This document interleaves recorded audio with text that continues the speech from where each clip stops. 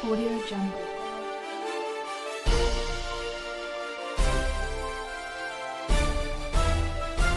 Audio Jungle. और गालियां खाई। हमने गांधी परिवार पर वीडियो बनाई, हमने गालियां खाई। हमने मायावती पर वीडियो बनाई, हमने गालियां खाई। हमने हिंदुओं पर वीडियो बनाई, हमने गालियां खाई। हमने मुसलमानों पर वीडियो बनाई, हमने गालियां खाई। अब तो गालियों की आदत सी हो गई है। तो अब हो जाइए तैयार फिर से, क्योंकि ये वीडियो कुछ लोगों के शरीर में घी का काम करेगी और कुछ लोगों के मिर्च का। पर हमारा काम है सच्चाई से आपको रूबरू करवाना। आज की इस वीडियो में हम आपको बताएंगे सत्ता पाने का काला राज, जो मोदी जी बहुत अच्छे से खेल गए। आज से ठीक 7.5 साल पहले हुआ सत्ता संघर्ष, क्या याद है आपको? उस संघर्ष में भाजपा पर कब्जा जमाने के लिए आडवाणी और मोदी के बीच एक युद्ध छिड़ा था। सुलह समझौता राजनाथ सिंह ने करवाया था। नितिन गडकरी ने भी महत्वपूर्ण भूमिका अदा की थी। दरअसल हुआ क्या था 7.5 साल पहले? तो चलिए हम आपको बताते हैं कि 7.5 साल पहले झगड़ा किस बात पर था।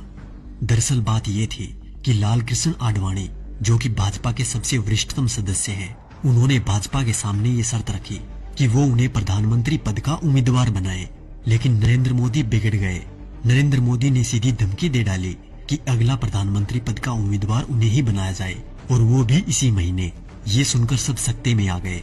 खबर जैसे ही दिल्ली पहुंची, आनन फानन में भाजपा हाईकमान की मीटिंग हुई।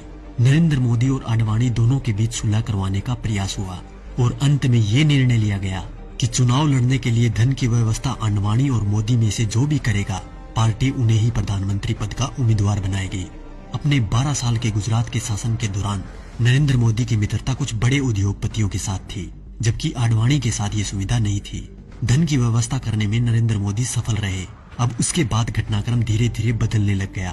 पूंजीपतियों ने भाजपा के सामने शर्त रख दी कि भाजपा को तभी धन उपलब्ध करवाएंगे जब नरेंद्र मोदी को प्रधानमंत्री पद का उम्मीदवार पार्टी घोषित कर दे। भाजपा को पूंजीपतियों के दबाव के आगे झुकना पड़ा और नरेंद्र मोदी को प्रधानमंत्री पद का उम्मीदवार बनाना पड़ा। आडवाणी नाराज होकर कोप भवन में बैठ गए। उसके बाद धीरे धीरे घटनाक्रम बदला।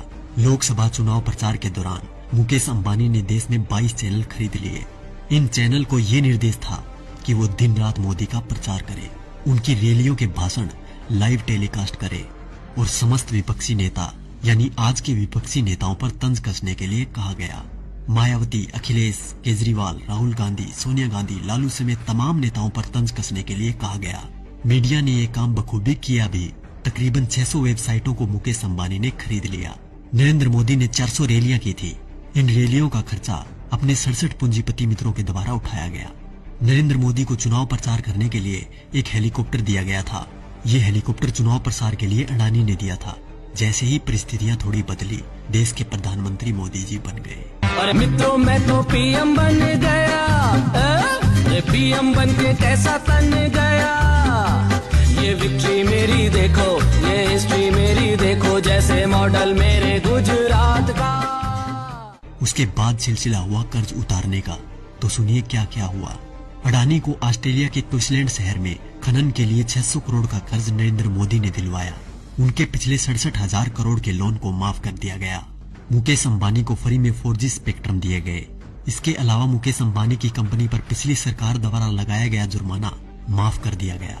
उनके भी कुछ कर्जों का राइट ऑफ कर दिया गया। दैनिक जागरण अखबार ने लोकसभा प्रचार के दौरान नरेंद्र मोदी का बखूबी साथ दिया था, इसलिए इस अखबार के मालिक को मोदी जी ने राज्यसभा में सांसद बना दिया।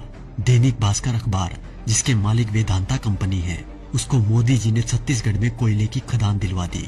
जी न्यूज, जिसने दिन रात नरेंद्र मोदी का प्रचार किया और आज भी कर रहा है, उसके मालिक सुभाष चंद्रा को भाजपा ने राज्यसभा सांसद बना दिया। और अब बात करें किसान और गरीब लोगों की, तो शायद उनके बारे में मुझे बोलने की जरूरत ही नहीं, क्योंकि सभी नेता कोई भी पार्टी का हो एक ही बात बोलता है, कर्ज माफ, लोगों को नौकरी और लड़कियों को सम्मान। तो क्या हुआ भाई साहब, कर्ज तो आप सभी का माफ हो ही गया होगा और नौकरी भी लग गई होगी, आराम से घर बैठकर खाने की। वैसे देखा जाए तो हम जवानों को इस फोन से फुर्सत मिले तब ना। 4G की लहर ऐसी आई है, हमारी आवाज तभी निकलती है जब टिकटॉक और PUBG बैन हो जाए। वैसे भी टिकटॉक के बैन होते ही अंबानी ने 5 बिलियन का ऑफर दे दिया टिकटॉक को कि हमें बेच दो, हम खरीद लेंगे। और रही बात PUBG मोबाइल गेम की, तो PUBG बैन होते ही खबर आई कि हम 4G गेम मैदान में उतार रहे हैं। अच्छी बात है मेक इन इंडिया होना भी चाहिए, पर शायद अब इस गेम से युवा गलत दिशा में नहीं जाएंगे, क्योंकि इसको गंगा के जल से धोकर लॉन्च किया जाएगा। तो देखा दोस्तों, ये थी खबर। बाकी जो मीडिया दिन रात आपको दिखाता है वो तो सिर्फ उसका प्रचार है। साथियों, ये खबर हर फोन में होनी चाहिए, जिससे कि बीजेपी की इस करतूत का सबको पता चल जाए। देश हित के लिए जनहित में जारी।